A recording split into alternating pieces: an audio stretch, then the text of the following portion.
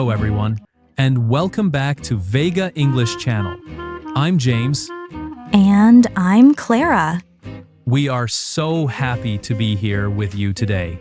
It's always a joy to share our English tips. Yes, Clara, it really is. You know, James, I have a friend from Brazil who told me something really interesting last week. Oh really? What did she tell you?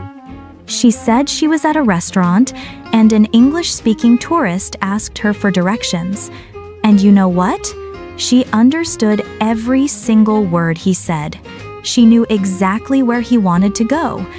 The answer was right there in her head. That's great. So she was able to help him, right? Well, that's the problem. She told me that when she opened her mouth to speak, it was like her brain just froze. The words wouldn't come out. She stood there feeling so embarrassed, even though she knew exactly what to say. Oh wow, I've heard this story from so many English learners. Right? And she said to me, "Clara, I understand English. I can read it. I can listen to it. But I can't speak it." I think so many people around the world feel this way. Absolutely. And today, we're going to share some powerful techniques to help solve this exact problem. Yes, but before we dive into today's lesson, we have a small request. If you're enjoying our content and finding it helpful, please take a moment to subscribe to Vega English channel. Yes, subscribing helps us reach more English learners around the world. And don't forget to turn on the notification bell so you never miss a new lesson.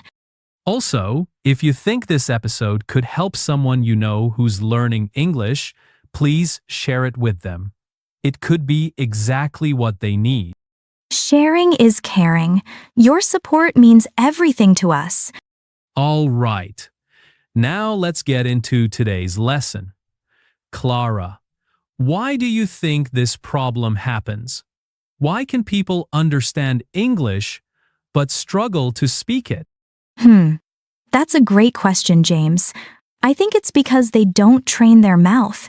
It's like knowing how to drive a car from a book, but never actually sitting in the car and driving. Your brain knows, but your body doesn't have the practice. Yes, it's like your brain knows the answer, but your mouth doesn't want to say it. It feels stuck, maybe. Yes, stuck, or maybe shy, or just slow. Our mouths are used to speaking our first language, right? So speaking English needs special practice. That's a wonderful point, Clara. Our mouths are muscles, in a way. Not like arm muscles, but they need training. Yes, exactly like going to the gym. Think about it. If you want strong arms, you go to the gym and lift weights, right? You don't just think about lifting weights, you do it. That's a good example. And you don't go to the gym once and have big muscles, right? It takes time and regular practice. Exactly. The same is true for your mouth muscles when you speak English. You need to train them to make the sounds, to make the words flow naturally. When you start, it might feel strange, a little bit stiff, but with practice, it becomes easy. So if someone knows many words but can't speak, it's not because they are not smart, right? It's because their mouth simply hasn't had enough practice. It's a physical thing, almost. Yes, it is. It's not about intelligence, it's about muscle memory. Your mouth needs to remember how to form the English sounds. It's about making the sounds natural for your mouth. Wow, that makes so much sense. So what's a good way to start this mouth training, Clara? Any special techniques? Oh, absolutely, James. One of my favorite techniques and a very effective one is called shadowing. Have you heard of it? Shadowing. I think I know what it is.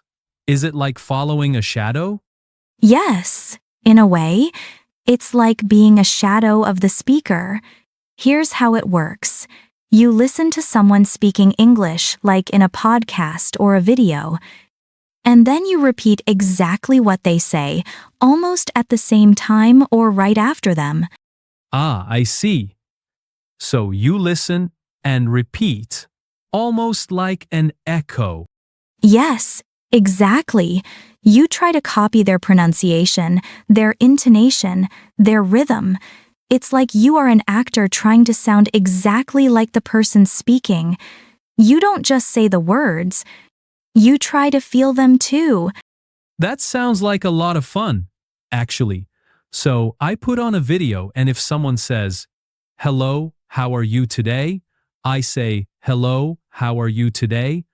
right after them, trying to sound the same. Yes, and the important part is to not stop. Even if you don't understand every word, just keep repeating the sounds. The goal is to get your mouth used to making those English sounds in patterns. Wow, that's a brilliant idea. And it helps with both listening and speaking at the same time. You're listening very carefully to repeat, and you're speaking out loud. Precisely. And you can start with very simple things, like short sentences. You can find many videos online for beginners. The key is to imitate. That leads us to our next point, Clara. After shadowing, what else can we do? I think repeating simple phrases daily is super helpful. Oh yes, repeating simple phrases daily is a game changer. It's like warm-up exercises for your mouth. When you wake up or during a break, just say some simple English phrases. Yes, sometimes people feel like they need to say very complex things to practice, but it's not true.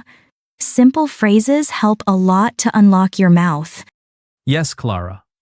For example, phrases like, "I'm ready," or "I can do it," or "Let's go," even "Good morning," or "Thank you." Yes, and you can say them with feeling. Like, if you are happy, say, I'm ready with a big smile. If you are a little bit tired, say, I'm ready in a lower voice. This helps your mouth and also connects words with emotions. That's a great tip, Clara. It makes it more natural. And the more you repeat these simple phrases, the more comfortable your mouth becomes with them. They become automatic.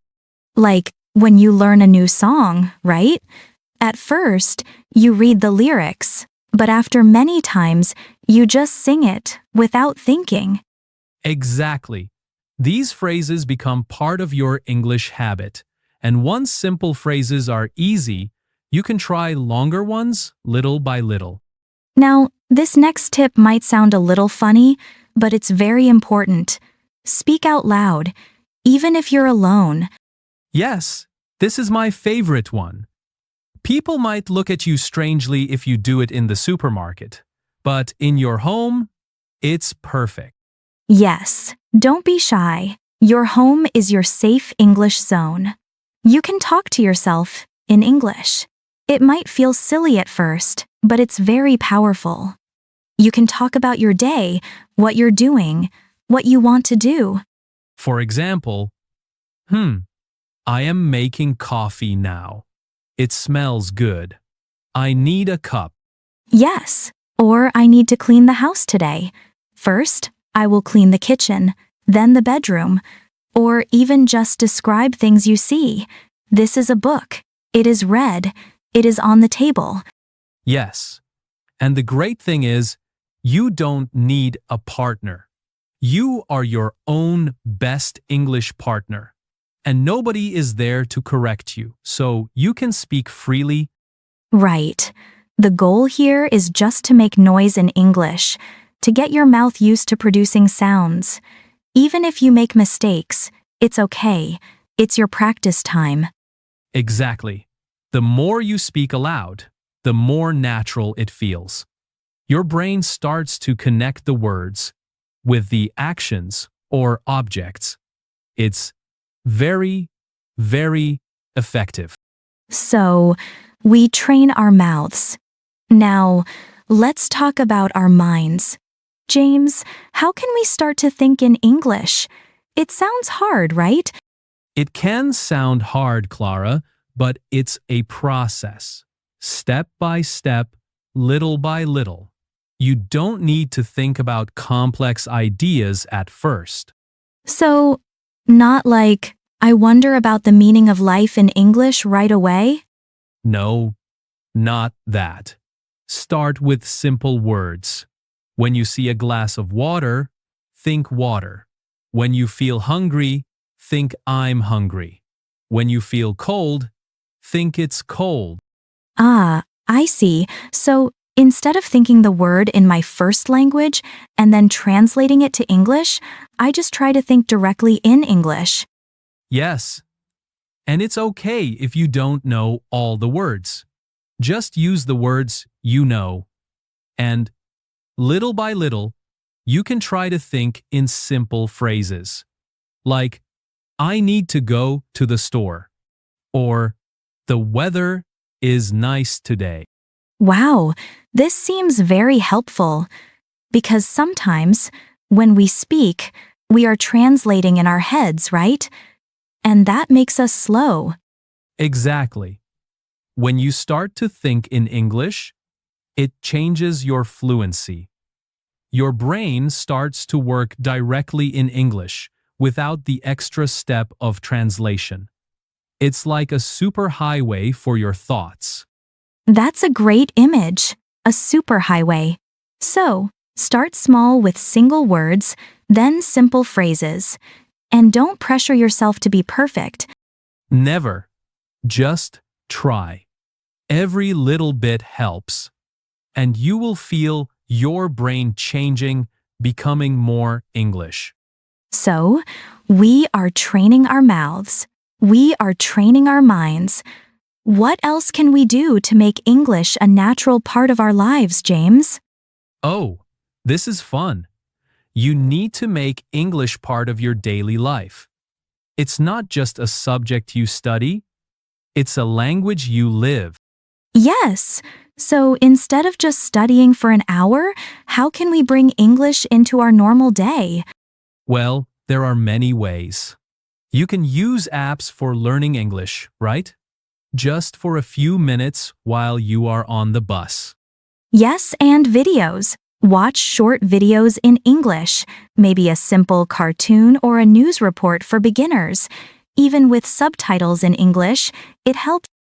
Absolutely. And audios, listen to English music or simple English stories. And of course, podcasts like ours. Yes, like ours at Vega English.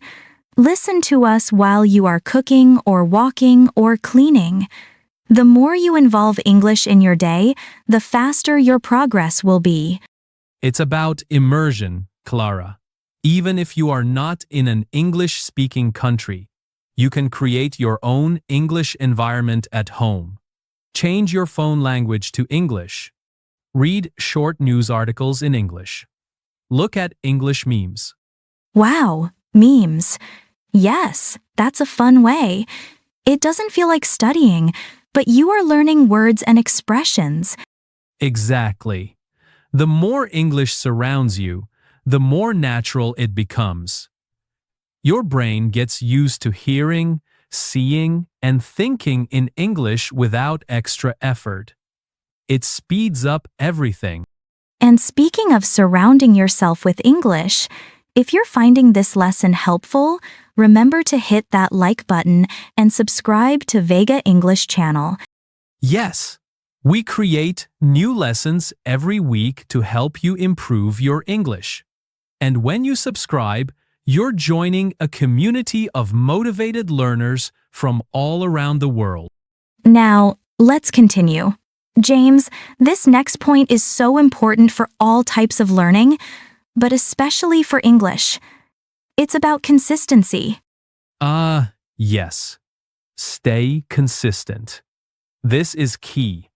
Many people think they need to study for 2 hours every day, but that's not always possible. Right. And then they get tired and they stop. But what if we do just a little bit every day? That's the secret. 5 minutes a day is powerful. Seriously, training every day, even for a short time, is much, much better than studying a lot only once in a while. Yes, it's like the gym example again. Going to the gym for 5 minutes every day will make you stronger than going for 5 hours once a month. Exactly.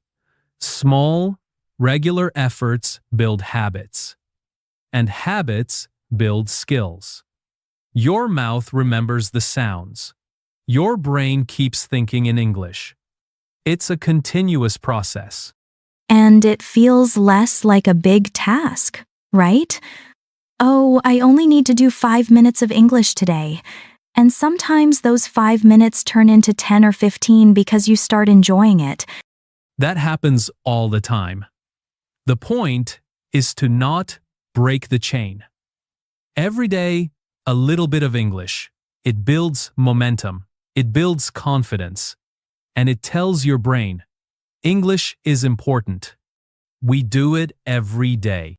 Now, this is a beautiful point, James, and very important for our confidence.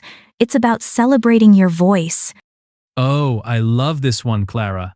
It's so true. Your voice in English is important. It's your voice. Yes, many people wait to start speaking until they think they are perfect. They think, my English is not good. My accent is bad. I will wait. No, don't wait to be perfect to start. You start to become better. Your voice with your unique accent and way of speaking is part of who you are. Exactly. Be proud of your voice. When you speak English, you are communicating. And that's what matters most.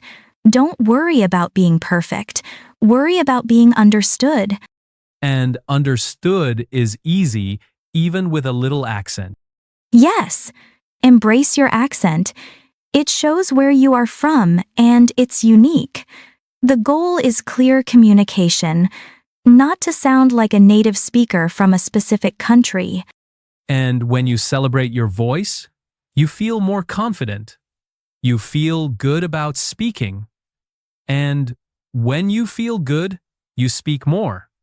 It's a wonderful cycle. It truly is.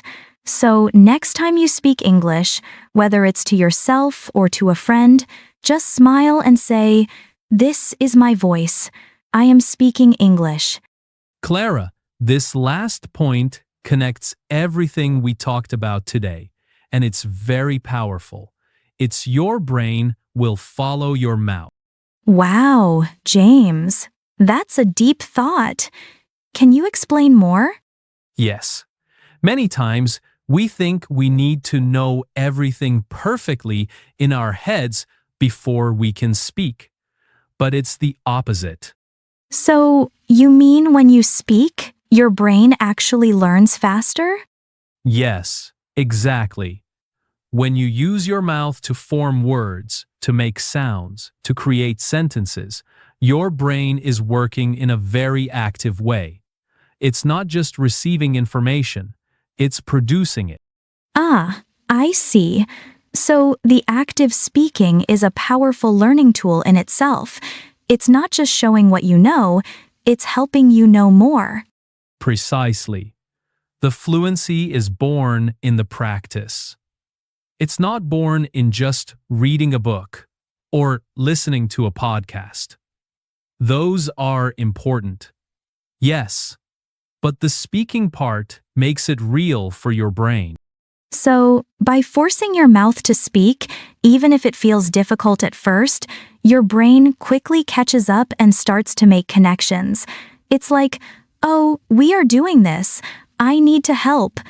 Yes, it's like your brain is saying, okay, mouth, you are speaking English.